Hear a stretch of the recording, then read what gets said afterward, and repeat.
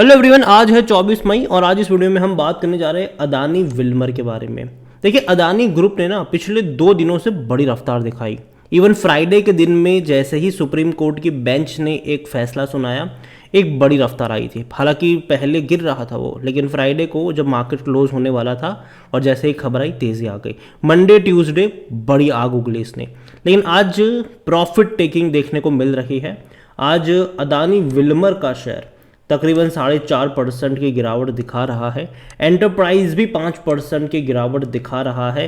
Adani green जो कि दमदार कंपनी है, 1% की गिरावट यहाँ पर भी देखने को मिल रही है।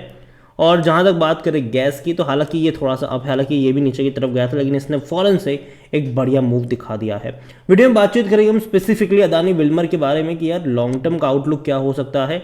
और अगर आप चैनल को रेगुलर फॉलो कर रहे हो, मैंने जब ये शेयर गिर रहा था मैंने कहा था कि देखो यार 350 से 400 के बीच का लेवल मुझे बहुत ही अच्छा लगता है, वहाँ पर मिले तो छोड़ना मत इसको। लेकिन जब ये तेज़ी आ रही थी तो वहाँ पर मैंने एक चीज़ ये भी कही थी कि देखो यार 450 रुपये के लेवल तक भी आप चाहो तो बाई कर सकते हो। और यहाँ पर देखा जाए तो अब करेक्शन आया है और अब ये नीचे की तरफ जाने की कोशिश ज़रूर कर रहा है, तो बातचीत ज़रूर करेंगे हम इसके बारे में।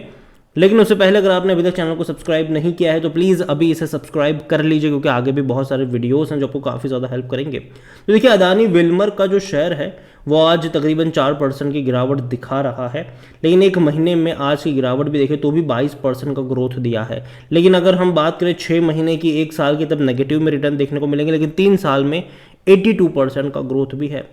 तो कंपनी है तो दमदार। और जहाँ तक बात करें इनके कंपिटिटर्स की बात करें, तो जहाँ पर अदानी विल्मर का शेयर आपको 470 के करीब देखने को मिल रहा है, वहाँ इनके जो कंपिटिटर्स हैं, चाहे वो पतंजलि की बात करें तो वो 1000 रुपये का शेयर है, एग्रोटेक फूड्स की बात करें तो 750 रुपये का शेयर है, और एक और बड़ी BCL इंडस्ट्रीज़ की बात है तो वो भी तकरीबन 460 के आसपास ट्रेड कर रहा है, तो उससे महंगे है ये। और जहाँ तक कंपनी की बात करें हम यहाँ पर, तो मार्केट कैप 63,000 करोड़ से भी ज़्यादा का है। बड़ी क्वांटिटी में शेयर ट्रेड हो रहे हैं। हालांकि पी काफ़ी हाई है, 109 का है। देखो, पहले सस्ता था, जब 350 से 400 के बीच में था लंबे समय तक, तब ये सस्ता था। इसका पी 80 के आसपास था, 75-80 के आसपास था, और तब कई सारे मेरे वीडियोस थे ऐड करने के यहाँ पर। और अभी थोड़ा सा महंगा हो चुका है। इवन अगर आप अदानी एंटरप्राइज का पी देखोगे तो वो 140 के आसपास है। अदानी ग्रीन और गैस का पी तो और हाई पर है। सिर्फ अदानी पावर ही ऐसी कंपनी है जिसका पी कम है अपने इंडस्ट्री पी से, एवरेज पी से। यहाँ पर डिविडेंड की बात करें तो भूल जाओगे, वो आपको पे करेगा। लेकिन कंपनी में जो मेन फ़ायदा है वो जनरली है शेयर प्राइस में इंक्रीज़ के ज़रिए। ये वो कंपनी थी जो एक टाइम पर अगर आप देखोगे तो ट्रेड कर रहा था 800 रुपये से भी ऊपर, 815 रुपये का शेयर था और लगातार गिरता आ रहा था। इवन हिंडनबर्ग की रिपोर्ट से पहले भी अगर आप देखोगे तो 815 से गिरकर ये 550 पर तो आ ही चुका था। जैसे ही हिंडनबर्ग की रिपोर्ट आई, सारे अदानी स्टॉक की हालत ख़राब हुई, ये भी गिरना शुरू हुआ, गिरावट यहाँ पर भी आई। और लगातार कई सारे मेरे वीडियोस थे इस दौरान कि अगर आपको 350 से 400 के बीच में मिले खरीद लो, 350 से नीचे जाए तो एवरेज करते चले जाओ लॉन्ग टर्म के लिए, डरने की बात नहीं है। वापस से बाउंस बैक दिखाया था, वापस गिर रहा था ये, और कई सारे मौके दिए थे इसने खरीदारी के, और अभी एक बड़ी रफ्तार की तरफ जा रहा है। तो कहीं ना कहीं अब लोग सोच रहे कि यार अब क्या करें। तो डेफिनेटली बात करेंगे फंडामेंटली के तौर पर कंपनी कितनी स्ट्रांग है उसके बारे में बात करेंगे। लॉन्ग टर्म का आउटलुक क्या हो सकता है वो भी हम यहाँ पर डिस्कस करेंगे। यहाँ पर अगर विल्मर की बात करी जाए ना, तो मार्च क्वार्टर के जो रिजल्ट्स है ना वो इसके एवरेज थे, कोई उतने अच्छे एक्स्ट्राऑर्डिनरी नहीं थे, इवन ख़राब थे मैं ये कहूँगा। यहाँ पर अगर आप देखो तो रेवेन्यू 13,800 करोड़ का रहा, जबकि इससे पहले कंपनी 14 से 15,000 करोड़ का रेवेन्यू कर रही थी, मतलब कम हो गए इनके रेवेन्यू। और प्रॉफिट की बात करें तो जो प्रॉफिट 200 करोड़ के आसपास था, 200-250 करोड़ था, वो सिर्फ 90 करोड़ में सिमट गया। तो ये नेगेटिव चीज़ है यहाँ पर। लेकिन मैं मान के चल रहा हूँ कि आने वाले दौर में कंपनी के रेवेन्यू बढ़ेंगे, प्रॉफिट्स बढ़ेंगे, क्योंकि कंपनी बड़े दाव खेल रही है, कंपनी बड़े एक्सपांशन की तरफ जा रही है, कंपनी मार्केटिंग के ऊपर बहुत ज़्यादा स्पेंडिंग करने वाली है आने वाले दौर में। अदानी विल्मर की वेबसाइट पर अगर हम चले जाए तो पता चले कि कंपनी कई सारे सेगमेंट में है। हालांकि ये मार्केट लीडर है एडिबल ऑयल में। फॉर्चून का तेल अगर आप देखो तो भैया सबसे ज़्यादा बिकता है भारत में। और जहाँ तक बात करी जाए इसके अलावा भी कंपनी जो है वो राइस प्रोसेसिंग यूनिट्स इन्होंने खरीदे थे और राइस में भी नंबर 1 बनना चाहती है। 23 मैन्युफैक्चरिंग यूनिट्स हैं इनके, और डिस्ट्रीब्यूशन नेटवर्क भी काफ़ी बड़ा है, 5,700 से भी ज़्यादा का इनका डिस्ट्रीब्यूशन नेटवर्क है। और कंपनी में अगर आप देखोगे तो सिर्फ एडिबल ऑयल्स तक ही सीमित नहीं है। राइस की बात करें, सोया चंक्स की बात करें, बेसन सत्तू की बात करें, खिचड़ी जो रेडी टू ईट वाला आता है इनका, 5 मिनट सोया चंक्स की बात करें, पल्सिस वगैरह की बात करें, पोहा की बात करें, लेकिन उसके अलावा जो साबुन है, सोप, अफेल हो गया या हैंड वॉश हो गया, अभी हाल फिलहाल में कंपनी ने ना ये साबुन के ऊपर ज़्यादा फोकस देना शुरू किया है। कुछ एड्स भी इन्होंने निकाले हैं जो अभी आप देख रहे होंगे।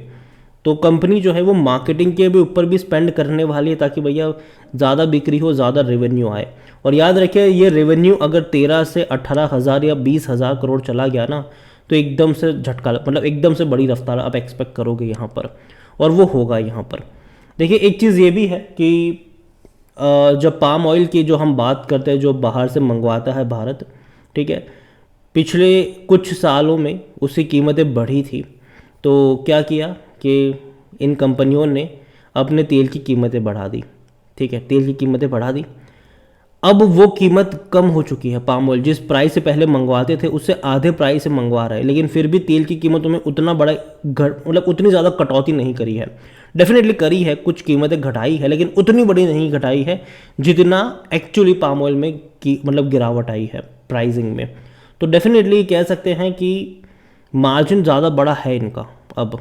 और जहाँ तक बात करी जाए कंपनी को लेकर तो भैया फॉर्चून ब्रांड में आपको सब कुछ मिल जाएगा, चाहे आप बेसन बात करो, शुगर बात करो, अरहर दाल बात करो, कुछ भी करो, फॉर्चून के अंदर आपको सब मिल जाएगा ये। और कहीं ना कहीं छोटे शहर में छोटी दुकानों से लेकर बड़े शहर में बड़े मॉल्स तक इनकी रीच बढ़ रही है अभी के वक्त में। अगर बात करी जाए कंपनी में तो डेफिनेटली इनका जो रेवेन्यू है वो आप देख सकते हैं कि किस तरीके से बढ़ा है। पिछले 3 सालों में 29,000 करोड़ था 2020 में, सीधा 37,000 करोड़ गया, और 2022 में ये सीधा 54,000 करोड़ गया। तो बहुत तेज़ी से ग्रो हो रहा है।